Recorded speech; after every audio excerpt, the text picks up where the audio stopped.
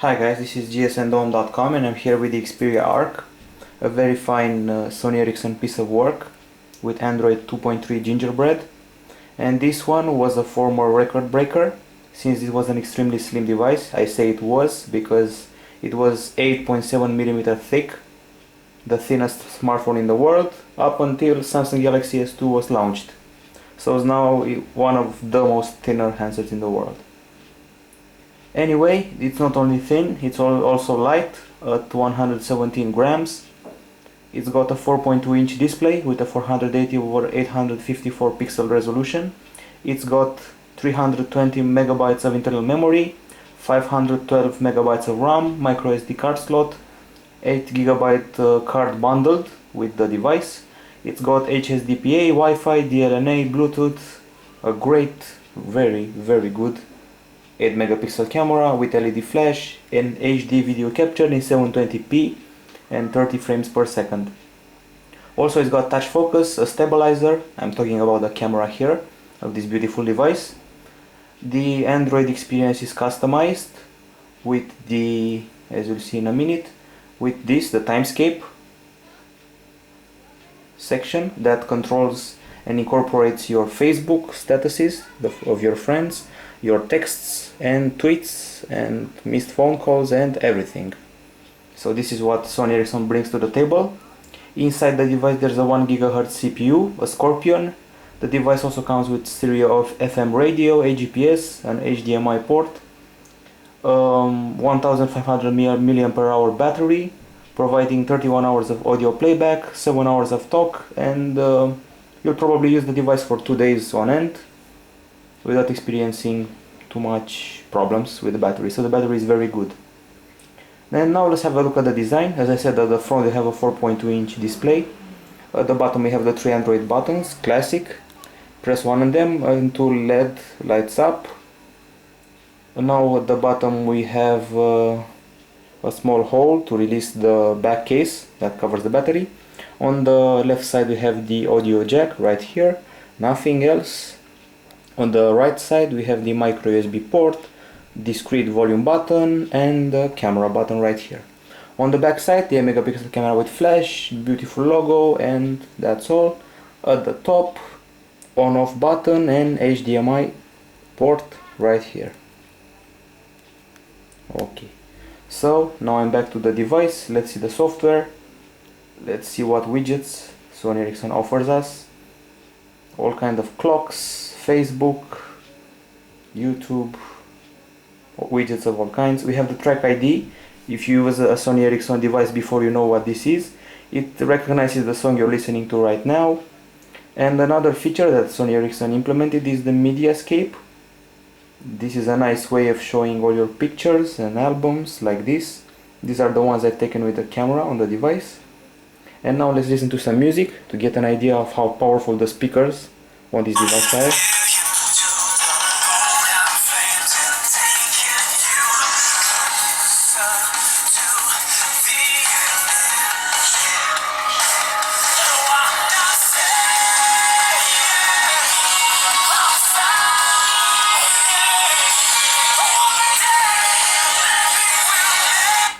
Okay, this was Jared Leto, and now we are going to see Jared Leto again, this time in video playback.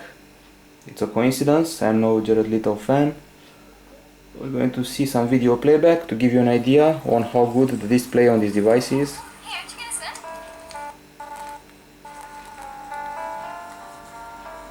This is the movie Mr. Nobody.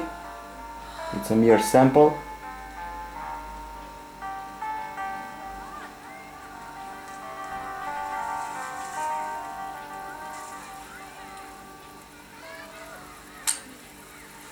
So you get the idea. The graphics are great. And now let's do some web browsing. Let's try to access our website. This is the virtual keyboard, by the way, in case you're wondering. GSMDome.com. Here we are. Should load any minute now. This is a nice touch. Those 2 LEDs right here are a very interesting touch. So here we are. The website has loaded quite fast, I might add. Here's the scrolling. Not yet. Of course it has a bit of lag, but if you use an Xperia handset, you know what I mean. They suffer from a bit of lag. Maybe a dual core model is needed. Sony Ericsson has yet to launch a dual core handset. Let's try some pinch to zoom. Not as fluid as on the Galaxy S2, but hey, not everyone's perfect. And now I'm going to show you a bit of the photo gallery with some pictures I have taken while walking in the park. The shots are pretty great. The colors are great, video capture is also great.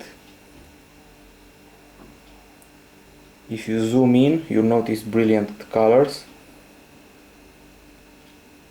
And the level of detail is stunning. You can really go in depth here. But enough about me talking with the camera. Let me show it to you directly. And it's very nice options. I have to be honest, I'm going to say that the camera is the selling point of this device. And what a selling point that is. You got a camera button right here. Very easy to press, as if you had a real camera. Here are the tons of options you have: a self-timer, image stabilizer, resolution. Here's the maximum resolution, 8 megapixel. Other options are the focus mode, macro is selected, touch capture, exposure value, shutter sound, and a ton of stuff more. Here's the gallery if you want to see it. Of course, we also have video capture, HD 720p, as I said, shutter sound, microphone, other such options. Now I'm going to take a picture of the lemon and show it to you in full detail. Once you take a picture, it will, here it is. Maybe this time it will work. I might have selected something wrong right here. Let's try single focus. And one more time. Actually, I took a bunch of pictures. Here they are. Notice the detail of this lemon. It's incredible. So the camera is really stunning. Okay, let's get rid of it and continue checking out this beautiful device. As you could have noticed, the multimedia playback is great, the camera is great. So for now, this smartphone is all about the media features. Don't forget the socializing aspect, thanks to this information flux that we have right here. But after all, this is a phone, so here's the phone menu with the call log, the list of contacts that I uploaded from my Google account. I also have Gmail. You'll see it in a bit. Here's Gmail. I also have the calendar that I've synchronized with Google. These are my emails. I can respond to them, archive them. I also have the maps. You can use the phone as a GPS if I want to. Graphics are pretty decent. Let's see a satellite view. It's already selected. So here we are. Let's try to zoom in.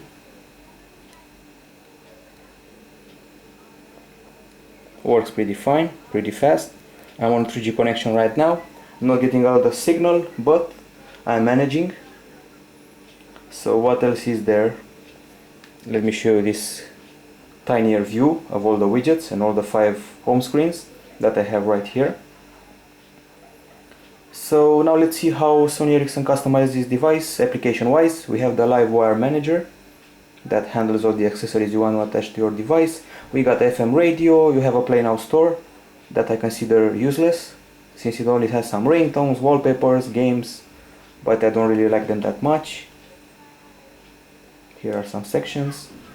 As I said, Play Now is not much of a store and sometimes it just wouldn't work.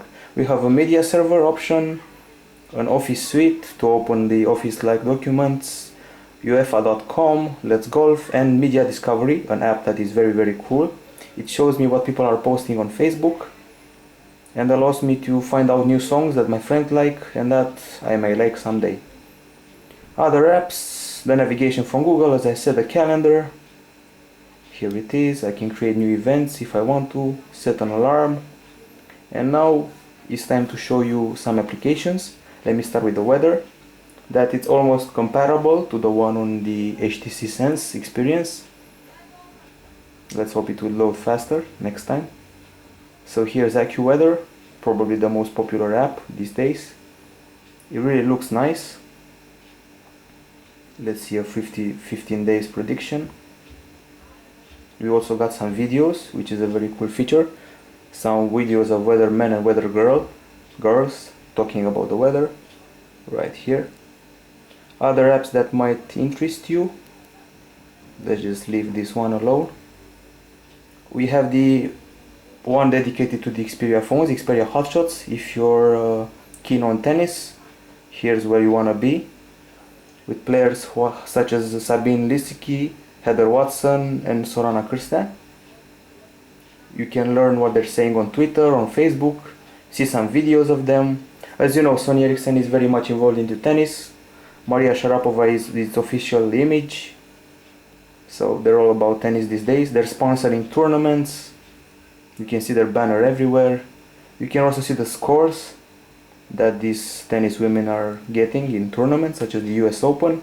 You can also see some news, some videos. So this app is great if you're all about tennis. Of course, there's a game that I'm going to show you. It's sort of an RPG combined with a bit of strategy, combined with adventure.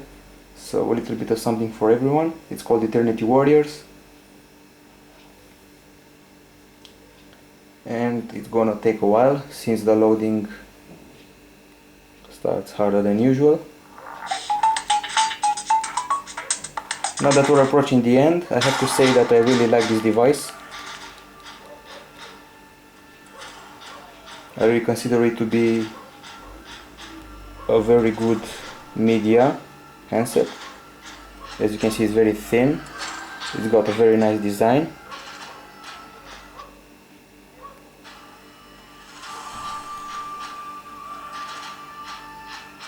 Now let me try to play offline this game. It seems that it has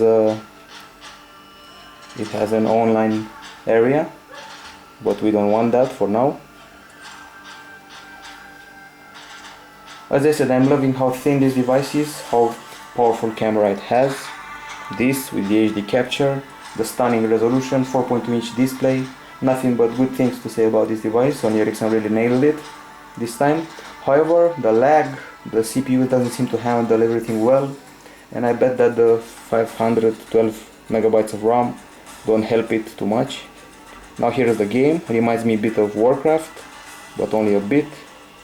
You collect coins, get experience, level up, make parties of heroes, fight zombies and whatnot.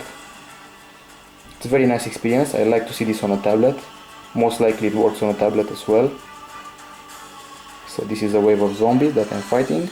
And on this note, I'm going to leave you with some images of the Xperia Arc playing the game, and I hope you like this review. We'll be back with some more devices, and in the meantime you should remember that Sony Ericsson announced a week ago the Xperia Arc S, an evolved model with a better CPU and some other surprises like a 3D sweep panorama capture. Okay, this was GSMDome with a review of the Xperia Arc. Hope you liked it, and you all have a nice day. Bye bye.